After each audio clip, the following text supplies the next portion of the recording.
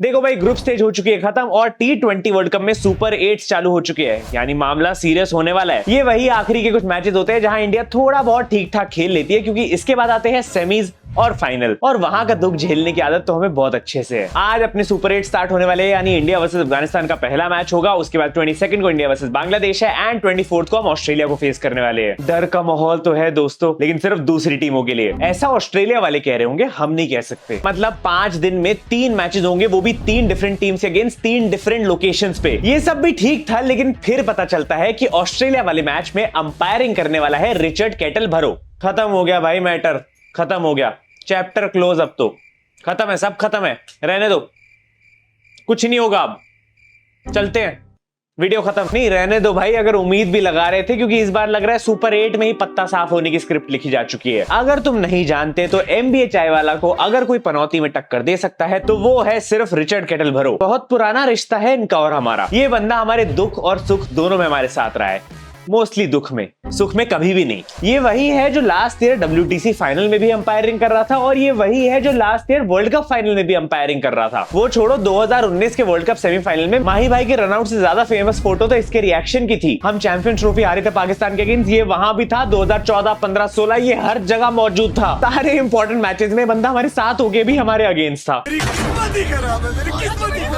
नहीं देखो, गलत मत समझना, अंपायर बुरा नहीं है, उल्टा हमारी हेल्प ही कर रहा था। जब लास्ट ईयर बांग्लादेश के अगेंस्ट विराट कोहली की सेंचुरी होने वाली थी, तो इसने एक वाइड बॉल का डिसीजन नहीं दिया था, जिस वजह से विराट कोहली की सेंचुरी भी खराब नहीं हुई, जो बांग्लादेश ने कोशिश करी थी। तो रिचर्ड भाई, आप दिल के आदमी बुरे नहीं हो, बस हमारे सामने मत आया करो, और हमारे मैचेस में तो बिल्कुल ही मत आया करो। मुझे माफ कर दे, आप मुझे छुट्टी दे दे। नहीं मतलब मुझे समझ नहीं आता कि हर इंपॉर्टेंट मैच में हमेशा ये बंदा कैसे आगे आ जाता है। ये वाला ऑस्ट्रेलिया के अगेंस्ट मैच बहुत ज्यादा इंपॉर्टेंट होने वाला है भाई। ये अगर हम जीत गए तो ये हमारा कॉन्फिडेंस बढ़ाएगा, और हमारा कुछ पुराना हिसाब भी चुकता करना है ICC टूर्नामेंट में हमें इनके अगेंस्ट। पर नहीं, जो सपने देखने जा रहे थे, देखने से पहले ही गए। तुम यही देख लो यार, इसकी पनौती की वजह से कल बेचारे ग्रीन कार्ड इंडियंस भी हार गए साउथ अफ्रीका के अगेंस्ट। सुपर 8 का पहला मैच था USA साउथ अफ्रीका के बीच में, जिसमें ये अंपायरिंग कर रहा था। USA बहुत ज्यादा अच्छा खेली और वो चेज डाउन भी कर सकते थे टोटल, पर ये भाई जो खड़े थे। ऐसा गलत काम ना करना जी। अबे इतना बड़ा पनौती है कि जिस मैच में अंपायरिंग करता है उससे पहले वाला प्रैक्टिस सेशन भी इंडिया हार जाती है। ये इतना बड़ा पनौती है कि गलती से अगर इसने डांस शो जज कर दिया ना तो शायद अमीर कंटेस्टेंट ही जीत जाए। अरे ये इतना बड़ा पनौती कि हो सकता है अगर किसी दिन ये पाकिस्तान का मैच ऑफिशिएट करे तो गलती से पाकिस्तान भी जीत जाए। तो यही तो हुआ था चैंपियंस ट्रॉफी के फाइनल में। बस करो रिचर्ड भाई, बस करो, आपकी इज्जत खतरे में है। एक बार, बस एक बार तो एक इंपॉर्टेंट मैच हमें जिता दो यार अपने अंडर। कहीं पता लगे ऑस्ट्रेलिया का ये वाला मैच हम जीत जाए, फिर सेमीज भी शायद जीत जाए और ये फाइनल में फिर आके खड़ा हो। भाई ऑस्ट्रेलिया को छोड़ो, ये तो बांग्लादेश वाले मैच में भी हमारा 4th अंपायर है। और देखो, अपने ग्रुप से सुपर 8 से 2 ही टॉप टीम जा सकती है, तो अफगानिस्तान और बांग्लादेश को तो एटलीस्ट हमें हराना ही होगा। वैसे मैं तो रोहित भाई को एडवाइस करूंगा कि भाई अपना एक मैच हारना तो लिखा ही होता है हर टूर्नामेंट में, और हम क्या करते हैं कि सारे मैचेस पहले की जीत जाते हैं, तो हम इंपॉर्टेंट वाला हार जाते हैं। तो एक आध अभी अपसेट करवा लो,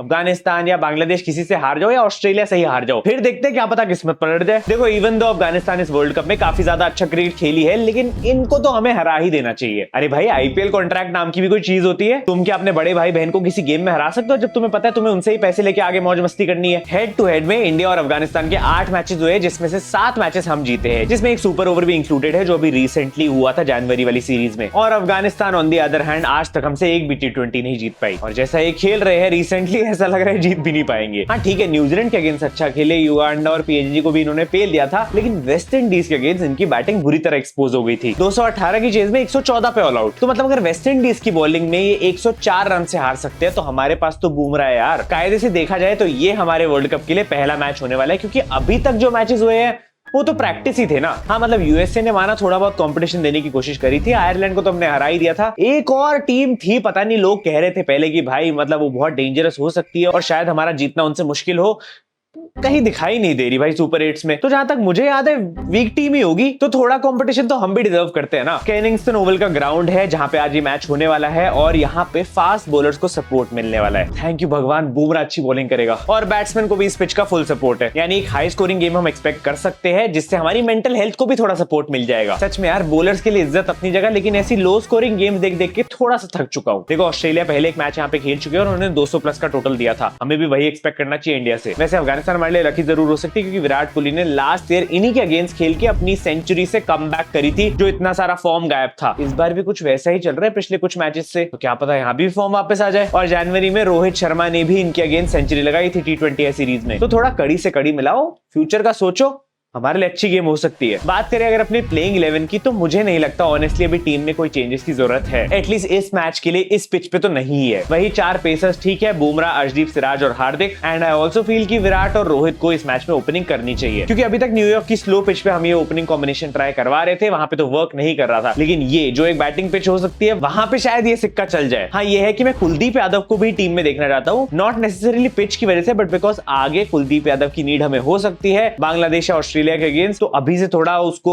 मैच की वार्म अप दे देते हैं ना। और वैसे भी अपनी टीम में इस समय एक एनपीए है जो बिल्कुल जगह बना रहा है कुलदीप यादव की। Coming in hot with 0 runs, 0 wickets, 0 run out, 0 catches, 5 IPL trophy and 0 contribution in the T20 world cup, mister Ravindra Jadeja. भाई विश्वास नहीं हो रहा कि 3 मैचेस हो चुके हैं और जड्डू ने अभी तक कुछ नहीं करा है। अभी तो कुलदीप खेला भी नहीं और जड्डू भाई से ज्यादा कंट्रीब्यूशन है पानी पिला के। पर मैं ये भी मानता हूं कि जड्डू बिग मैच प्लेयर है, इंपॉर्टेंट मैचेस में हमेशा परफॉर्म करता है सीएसके के लिए। प्यारी समझ गई।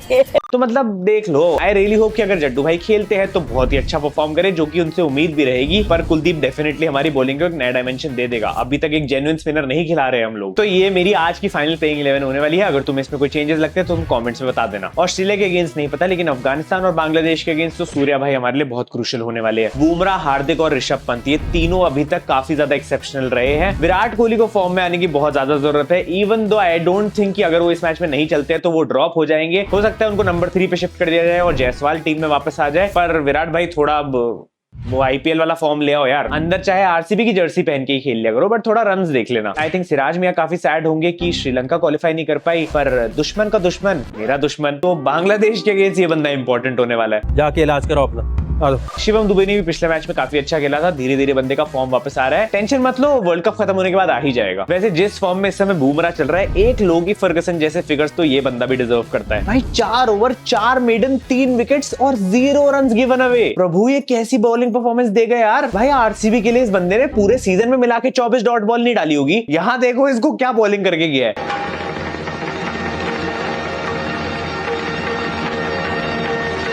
बाकी इन अदर न्यूज, रिसेंटली एक वीडियो सामने आई है जिसमें हारिस रौफ एक फैन से लड़ पड़े हैं।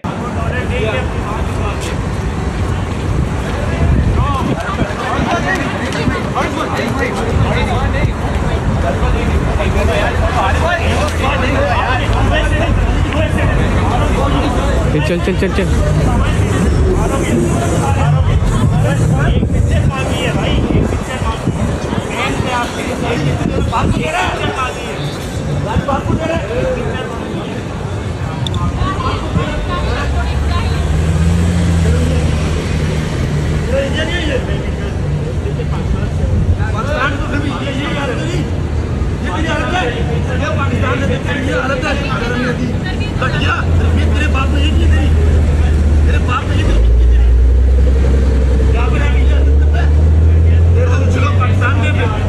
जितना कॉन्टेक्स्ट मुझे पता है, उस फैन ने हारिस रौफ के पेरेंट्स को शायद गाली दी थी, अब्यूज किया था, और इस वजह से हारिस भाई को गुस्सा आया और वो थोड़ा निकल लिया उसको पेलने के लिए। यहाँ तक ठीक था और मुझे भी सिंपैथी आ रही थी हारिस भाई के लिए, क्योंकि ये थोड़ा डिसरिस्पेक्टफुल है यार। पर फिर पता लगता है कि हारिस भाई ने उसको देख के बोला कि तूने ऐसी चीज बोली है, तू तो पक्का इंडियन होगा, और वो बंदा खुद एडमिट करता है कि भाई मैं तो पाकिस्तानी हूँ।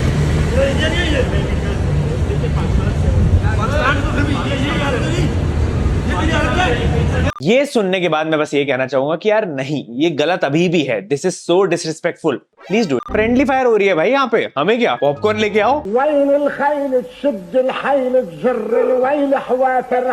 दोनों ग्रुप्स में से 2 टीम्स अब आगे जाने वाली है। आई एम गेसिंग इंडिया वाले ग्रुप से इंडिया और ऑस्ट्रेलिया निकल के जाएंगी और वेस्ट इंडीज और इंग्लैंड सेकंड ग्रुप में से जाएंगी। तो यही है मेरी 4 सेमीफाइनलिस्ट, जिसके बारे में मैंने इस रील पे भी बात करी थी। मेरे इंस्टाग्राम पे जाके देख सकते हो, फॉलो भी कर लेना। इसका मतलब बुरी खबर ये है कि इस वर्ल्ड कप के सेमीफाइनल में हम इंग्लैंड या वेस्ट इंडीज में से किसी एक को फेस करने वाले हैं। और अच्छी खबर ये कि हम इन दोनों टीमों से सेमीफाइनल में एक बार ठोकर खा चुके हैं। तो इस बार अगर हारेंगे तो दर्द थोड़ा कम होगा, मतलब वो पुराने वाली फीलिंग आ जाएगी। कंफर्ट जोन सा बन गया ना अब तो अपना। बट ठीक है, मैं ज्यादा नेगेटिव भी नहीं होना चाहता, पॉजिटिव तो छोड़ ही दो। तुम अपने 4 सेमीफाइनलिस्ट कमेंट्स पे डाल देना। हो सकता है साउथ अफ्रीका भी आ जाए, या मैं तो चाह रहा हूँ भाई यूएसए या अफगानिस्तान में से भी कोई एक निकल के आए, तो इंटरेस्टिंग होगा ना टूर्नामेंट। और ऐसा नहीं है कि दोनों अच्छा नहीं खेल रही है, डिजर्व तो ये भी करते हैं।